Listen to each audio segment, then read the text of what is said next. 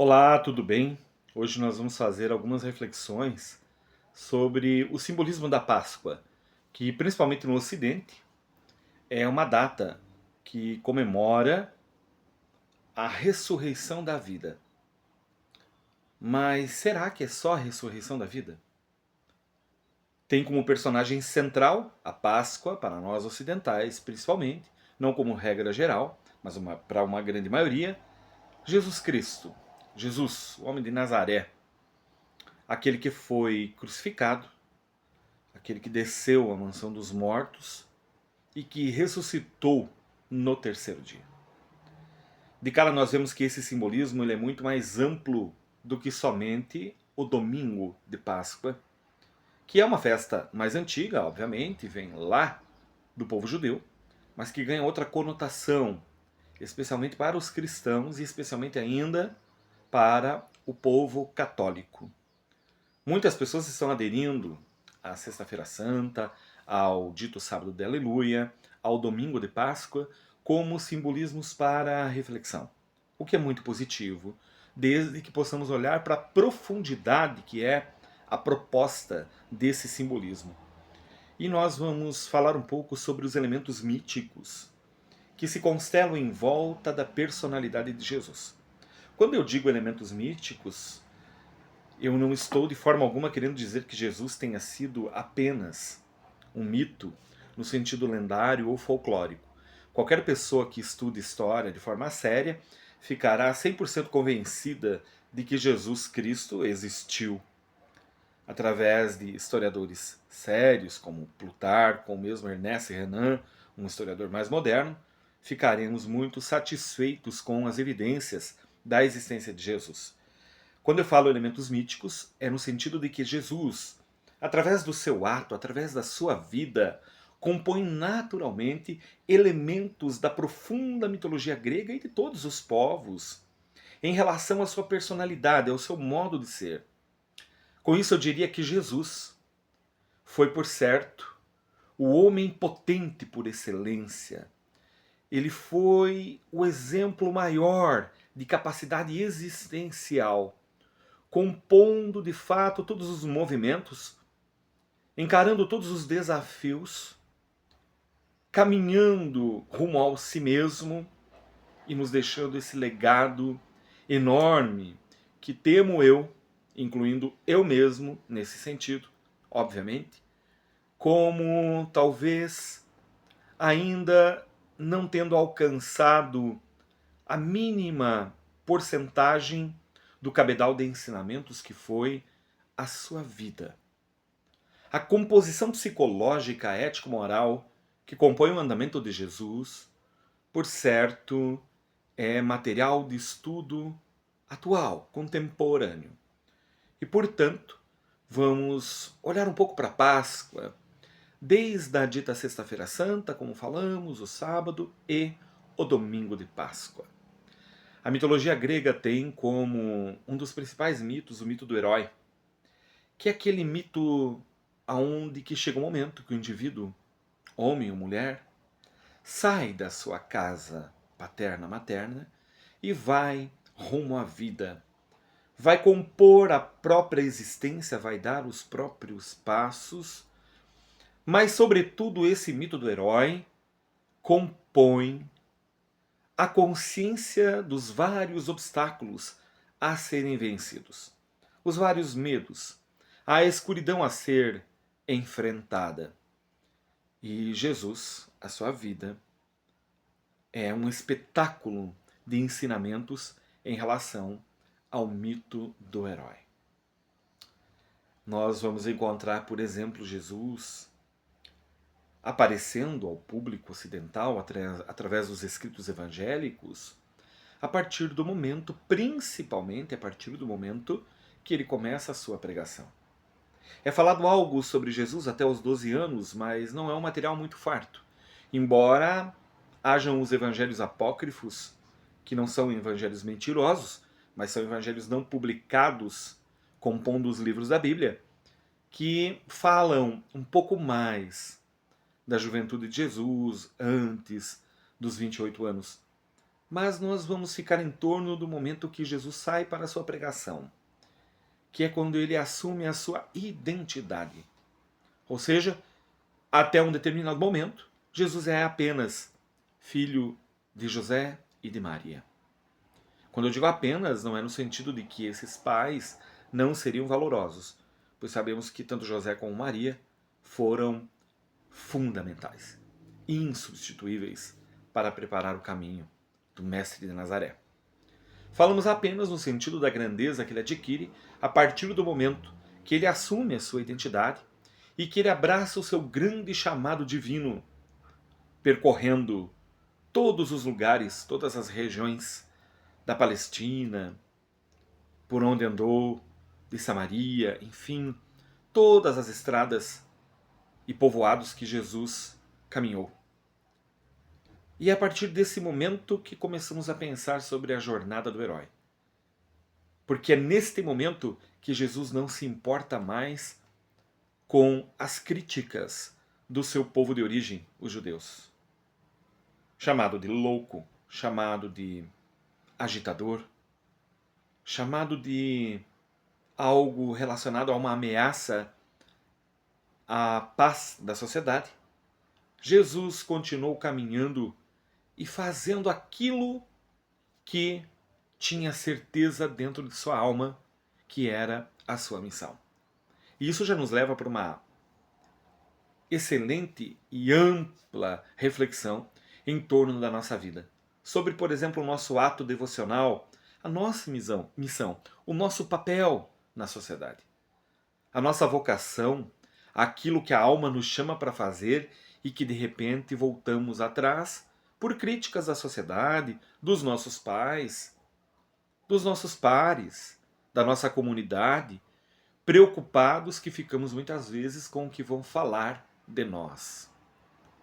Pensemos em Jesus ou no ato que tenha algo relacionado à sua grandeza nos dias de hoje, que confrontaria o modelo atual totalmente e que isso nos levaria a um descrédito social, tendo em vista apenas um pequeno e minúsculo grupo de pessoas nos acompanhando. Seria mais ou menos, hoje, um indivíduo qualquer como nós, uma pessoa comum, fazer um movimento e gritar contra o modelo econômico vigente no mundo, ou contra, de repente, o maior líder mundial, sair pelas ruas. E veja que Jesus nasceu em Nazaré, uma comunidade minúscula. Então seria como numa cidade pequena hoje, de mais ou menos 10 mil, 20 mil habitantes, levantar-se uma pessoa e defender que as verdades que ela tinha salvariam o mundo. Quantas pessoas que às vezes começam esse movimento, mas logo desistem. Tal a dificuldade de romperem os grilhões do próprio medo, firmarem a crença em si mesmos e lutarem de forma bravia contra todos os ventos contrários. E Jesus lutou nada mais nada menos contra o poder romano e lutou sem armas. Lutou através da paz. Algumas pessoas desavisadas dirão que Jesus foi o perdedor. Mas ele foi o vencedor por excelência, tendo em vista que a sua mensagem ecoa até os dias atuais. É a mensagem revolucionária por excelência. A mensagem do amor, do perdão, da fraternidade e da solidariedade, como sendo a receita única capaz de levar o mundo ao desenvolvimento, à paz, à solidariedade universal. E isso engloba mercado, economia, turismo, tudo o que imaginarmos. Se conseguíssemos abraçar a mensagem de Jesus e implantá-la no coração da humanidade, por certo, teríamos a receita perfeita para a política mundial, no sentido da relação dos povos. Não bastasse Jesus, enfrenta também, então, as angústias. Jesus é desacreditado, Jesus é abandonado, Jesus é duvidado pelas pessoas que ele mais ama.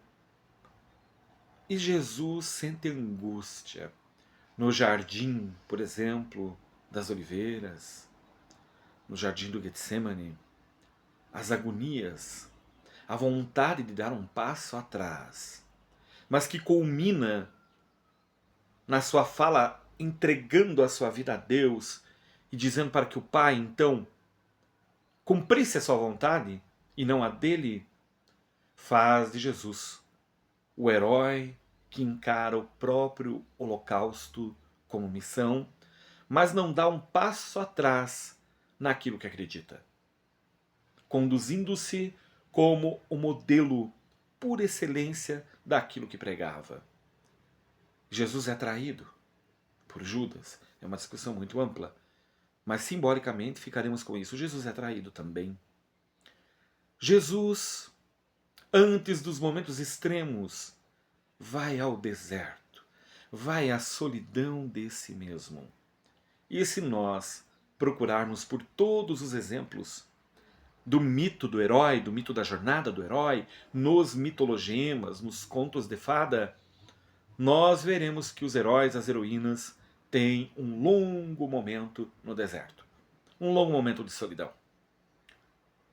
Contemporaneamente, podemos refletir sobre a nossa capacidade, ou melhor falando, sobre a nossa incapacidade hoje de ficarmos conosco mesmos.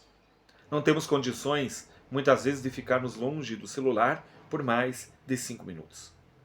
Um final de semana recolhido em casa representa uma tortura, representa um passaporte para uma espécie de depressão.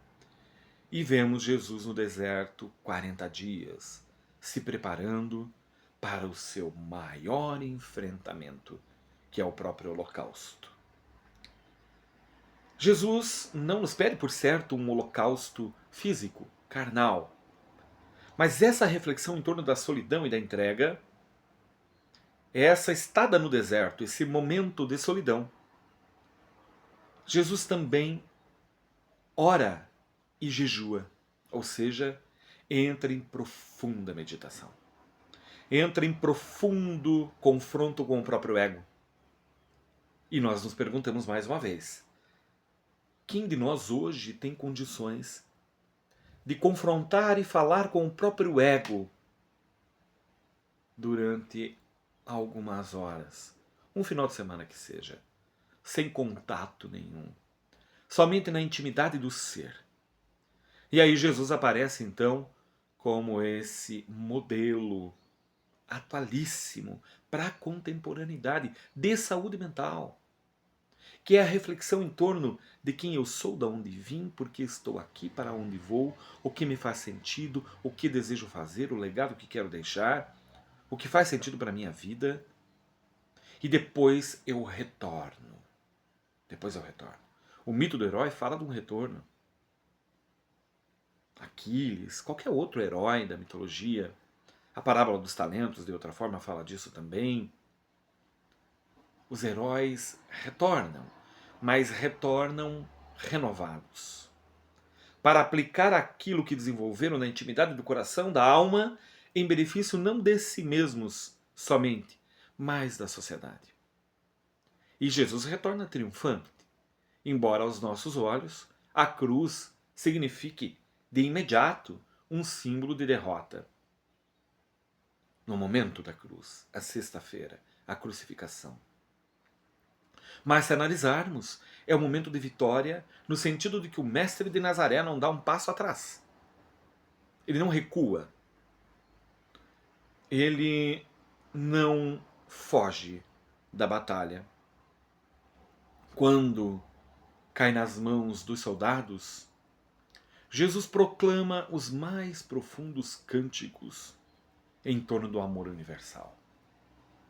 Quando um dos apóstolos se aproxima e diz então, mestre, em um momento de pregação, aí está tua mãe e teus irmãos querendo falar contigo, Jesus já dizia, quem são meus irmãos e quem é minha mãe?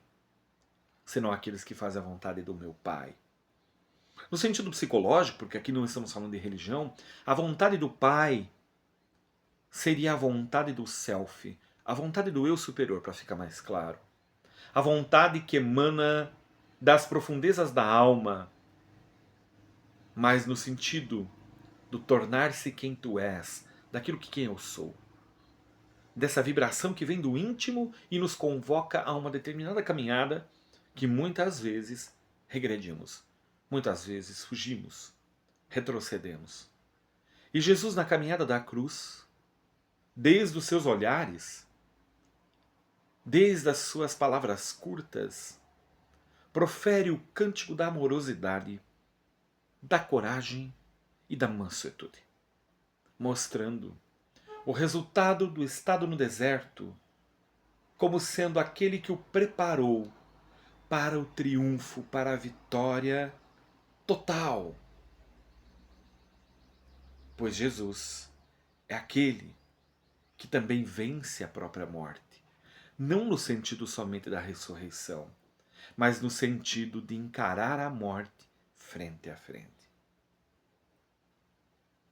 E o momento da crucificação, então, como o primeiro ato deste herói por excelência, nos remete a uma reflexão sobre, realmente, a finitude do corpo, a necessidade do holocausto, ou seja, do grande sacrifício, que se fragmenta em muitos pequenos, médios e grandes sacrifícios em torno da própria existência, ao longo da própria vida. Mas ato esse, o sacrifício, que é impostergável para aquele, aquela que deseja caminhar se lapidando e indo cada vez mais ao encontro daquilo que lhe faz sentido. Jesus, através da cruz, fala de entrega, fala de renúncia ao ego, pois no momento que o ego frágil pede para que Deus separe o cálice, retire o cálice dele, dá mostras de que o ego fragilizado, vinculado e apoiado ao corpo, ainda muitas vezes se apavora, se angustia nele mesmo, em Jesus, no grande exemplo. Mas ele reflete, conversa com a sua profundeza sélfica e entrega-se, dizendo para que então o Pai cumpra a vontade dele. E isso nos remete a reflexões em torno do sacrifício. O quanto que aqueles nossos projetos, os nossos ideais, muito bem alimentados na alma, mas que quando se deparam com os primeiros obstáculos tentam se diluir, precisam de reflexão, precisam de reconexão com o self, com a consciência, para que de certa forma sejam refundados em nós mesmos, reinaugurados, e que dessa forma possamos prosseguir com os nossos projetos, metas e propósitos. Mas sem sacrifício, sem o sacro ofício, que é o fazer sagrado, significação de sacrifício, nós não sairemos do lugar. Colocaremos no papel, projetamos muito e o ego nos engole nos primeiros momentos de fragilidade ou de enfrentamento. E Jesus aparece sim como esse exemplo, talvez incomparável para o Ocidente. O exemplo vivo que compõe o mito do herói de forma prática, pragmática, dizendo sim que é possível cumprir a caminhada. Se entrássemos no mito do herói, falando, por exemplo, os 12 trabalhos de Héracles, que no original não é Hércules, é Héracles, daria um outro vídeo, podemos falar sobre isso numa outra ocasião, mas ficaremos com a jornada do herói, num sentido sim mais genérico, para falarmos da personalidade de Jesus e refletirmos então sobre a Páscoa. A crucificação aparece como o ato por excelência e tem agora o início de uma outra caminhada, de um outro portal, porque é imediatamente após a crucificação que Jesus faz o grande movimento da jornada do herói, o grande movimento da metamorfose, da mutação, que vence de fato a morte com a vida, que é a grande descida, que é o que nós, mais uma vez, nos momentos atuais, estamos perdendo a capacidade, que é a descida na própria mansão escura, mansão dos mortos, o nosso Hades infernal, as nossas manchas, os nossos demônios, o nosso sepulcro. A descida é a grande preparação, é o ato insubstituível para o reaparecimento do herói. A capacidade de descer, a capacidade de confrontar-se e dialogar com o próprio ego e de acolher-se. A nossa podridão, a nossa hipocrisia, a nossa fraqueza, os nossos medos, os nossos desejos dos mais escondidos, as nossas prisões, aquele ser perigoso que existe em nós e que mascaramos perante a sociedade. A descida, o reconhecimento de uma depressão, por exemplo, o reconhecimento de que somos frágeis, o reconhecimento que de repente temos inveja, a tomada de consciência em torno da nossa pequenez, a capacidade de andar no limbo. Isto é o simbolismo da descida, do desaparecimento, do segundo desaparecimento. O primeiro é do deserto, preparar-se para os enfrentamentos. O segundo desaparecimento é a descida, é aquele momento em que o ego soberbo dá espaço para a humildade nova. Isso é descer, para depois triunfar. São inúmeros os livros que falam dessa descida, dessa queda. O Fausto de Goethe, Metamorfoses de Ovídio, a Divina Comédia de Dante Alighieri, um dos maiores clássicos, dão a essas obras uma atenção especial, especialmente para a descida, para a capacidade de prescrutar o inferno. Prescrutando o inferno, caminhando com o lampião, com a lamparina acesa, com a consciência, mas permitindo que o inconsciente trabalhe, se preparando para suportar as imagens e os símbolos que o inconsciente profundo realmente pode emanar no momento que estamos caminhando no Hades, é condição primordial para o reaparecimento, para a ressurreição do herói. A Divina Comédia de Dante tem figuras assustadoras desse momento do inferno. Mas é talvez a passagem mais interessante. A luta do indivíduo com os 7 pecados capitais, com as suas mentiras, com os seus ditos pecados, o purgatório e depois o céu, o oásis de delícias, que compõe então agora a fusão desse eixo ego-self. O ego já não trabalha somente para o corpo, para a ostentação, para as riquezas materiais. O ego trabalha também, mas ele serve principalmente ao self, à alma, por assim dizer. E é o prelúdio da ressurreição. O simbolismo do desaparecimento de Jesus, a tristeza dos seus apóstolos e seguidores, prenunciam a espera que vale a pena. A esperança, a maturação, a coagulação dos elementos da aparente morte do herói, para então o aparecimento triunfal. E nós temos a Páscoa, então. Essa luz radiante, que é onde o sepulcro vazio gera os primeiros momentos de alegria daqueles que o seguiam, para então logo depois terem o contato com aquele que de fato venceu a morte. Radiante e glorioso, Jesus retorna, conversa, dialoga e fala, sobretudo, de um reino do porvir. E ele coloca este reino como sendo possível para todos os indivíduos, para todos os seres humanos. E diz: eu sou o caminho, a verdade e a vida.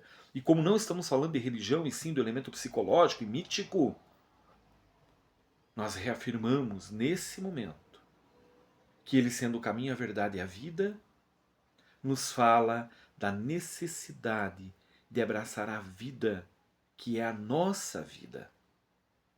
De refletir em torno do ato que é o nosso ato devocional perante a existência. A minha vocação, o meu papel na minha família, no meu grupo de amigos, na minha empresa, no meu ambiente político, que seja. Mas se inspirando neste ser que entregou-se integralmente para a sua missão. Integralmente. Jesus não deu um passo atrás, mas é necessário refletirmos que cada um de nós tem uma capacidade, uma possibilidade de entrega, e muitas vezes entrega não significa o abandonar tudo e seguir Jesus no sentido de imitá-lo.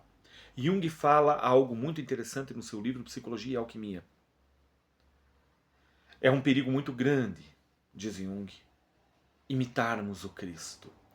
É possível que cheguemos no final da existência mais longe ainda do Cristo e, o pior, longe de nós mesmos. Porque seguir Jesus não significa abdicar da própria identidade. Significa dialogar com o ego. Significa tomar as rédeas da própria vida. Significa assumir a própria existência, viver a própria vida, que se desenvolve numa pluralidade de funções sociais, políticas, econômicas, em termos de cargo, familiares, identidade psicológica, relacionamentos, mas que possamos aumentar esse autoconhecimento em torno da própria identidade, porque senão seria um equívoco todas as pessoas saírem a pregar e abandonar tudo. Jesus vem com um modelo, uma proposta de equilíbrio para todas as nações. E o simbolismo, então, crucificação, desaparecimento periódico e reaparecimento, simboliza sim esse que é um dos maiores mitos gregos e de outros povos também, persas, sumérios, enfim, mas o mito grego, que é aquele que nós ocidentais mais conhecemos, como sendo o movimento, o ato de coragem, o sair da casa, da zona de conforto, da proteção, da mesmice, daquilo que é conveniente, e irmos à luta, irmos a essa batalha sem quartéis, sem aplauso, sem coroa, exceto o coroamento da própria consciência, quando então chegamos a esse momento de lapidação. Que essa Páscoa, se eu tivesse a liberdade de expressar um desejo, pudesse sinalizar sobre as nossas hipocrisias, sobre se as nossas penitências que escolhemos fazer nos dias como Sexta-feira Santa estão correlacionadas com o nosso ato interno, o nosso ato invisível, ou se ainda estamos num movimento pagão, negociando com a divindade ou com as divindades, tentando apagar faltas, culpas, apenas em exterioridades. Não esqueçamos, Jesus nos deixou claro sobre os sepulcros caiados, que por fora são perfumados, se adornam com palavras bonitas, com passos firmes e elegantes, mas que por dentro estão contaminados. Lembremos de Jesus quando diz que não é o que entra pela boca, mas o que sai da boca que revela o coração do homem.